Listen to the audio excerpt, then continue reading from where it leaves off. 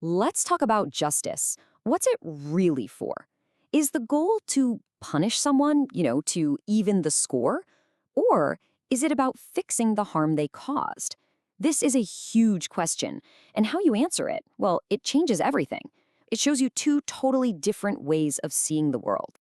So think about it. When someone does something wrong, what should we do? Should the goal be to make them pay, or should we be trying to fix things for the victim, for the community, maybe even for the person who did the wrong thing? Right there, that one question, it's the fault line, the big divide in how we think about justice.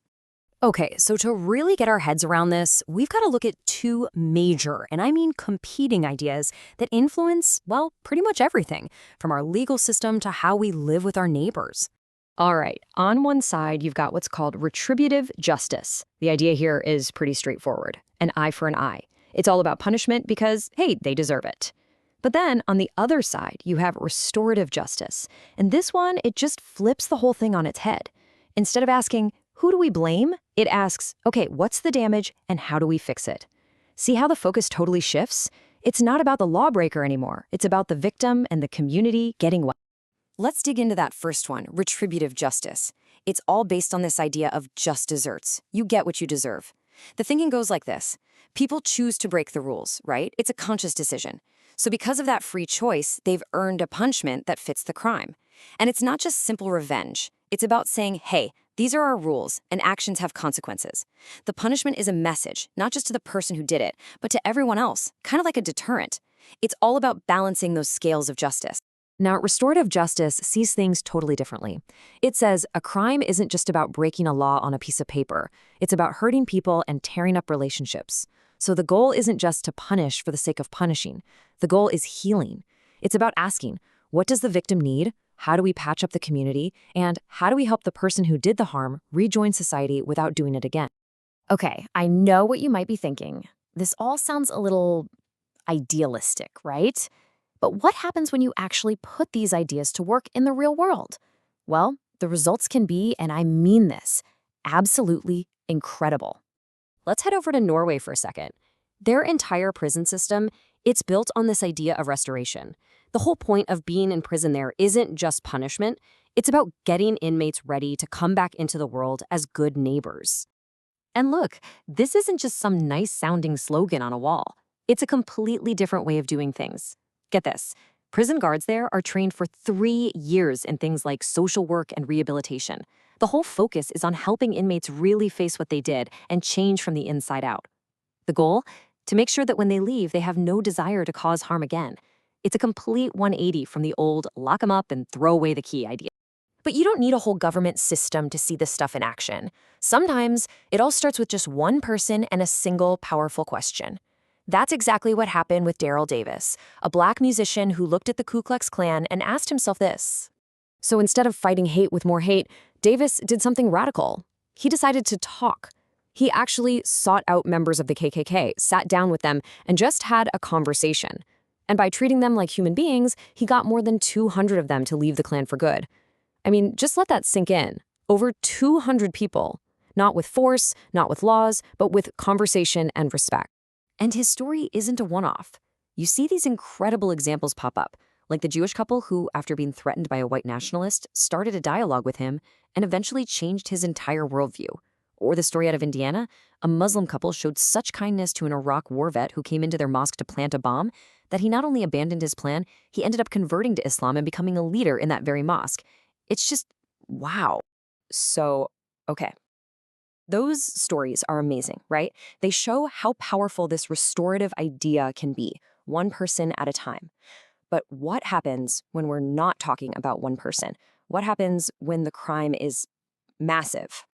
I mean, seriously, can you fix a genocide with a conversation? How does an entire country recover from a civil war?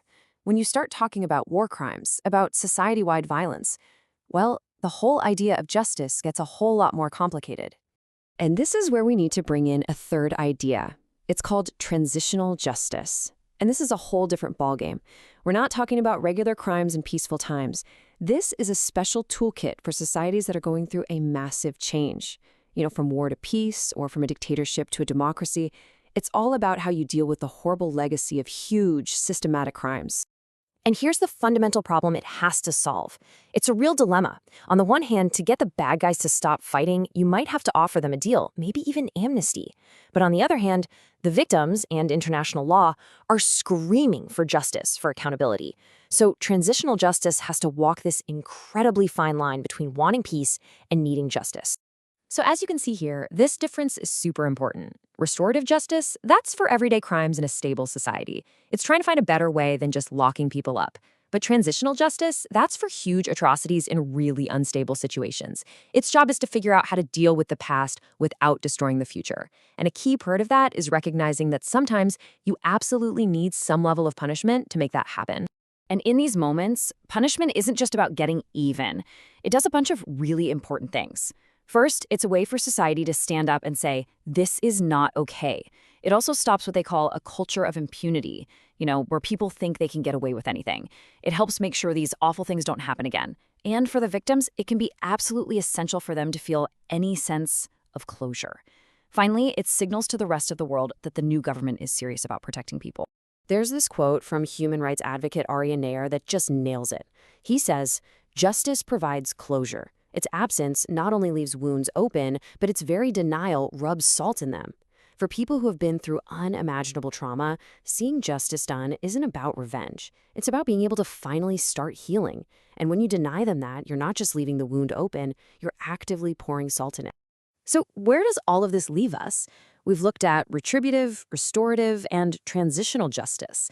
So which one is the right one? Well, maybe that's the wrong question. Maybe the best way to look at it is that there isn't one right answer. It's more like we have a toolbox for justice.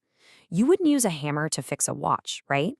The trick isn't finding one magic tool for every problem. It's about knowing which tool to pull out for the right situation.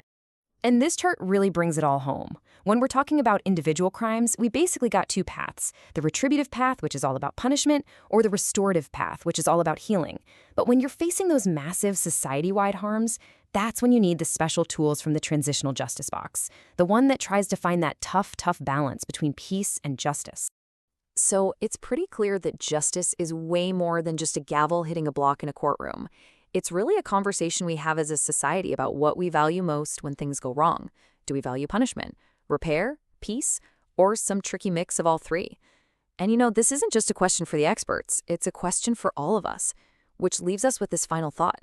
In a world that is just full of complex problems, how do we get better at choosing the right tool for justice?